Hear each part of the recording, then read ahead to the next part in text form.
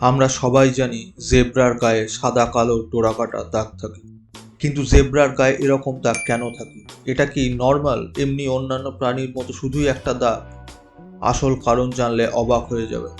ইউকেতে একটা এক্সপেরিমেন্ট হয়েছিল যেখানে ঘোড়া আর জেব্রাকে একই সাথে রাখা হয়েছিল এবং একসাথে প্রচুর মাছি ছেড়ে দেওয়া হয়েছিল।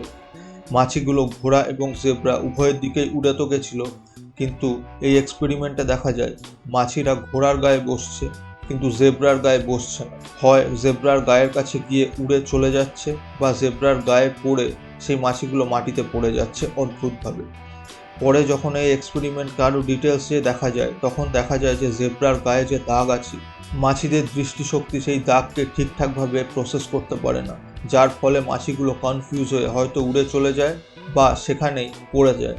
তো জেব্রার গায়ের এই সাদা কালো দাগ শুধুমাত্র একটা দাগ নয়, এটা জেব্রাকে মাছির হাত থেকে বাঁচাতে সাহায্যও করে।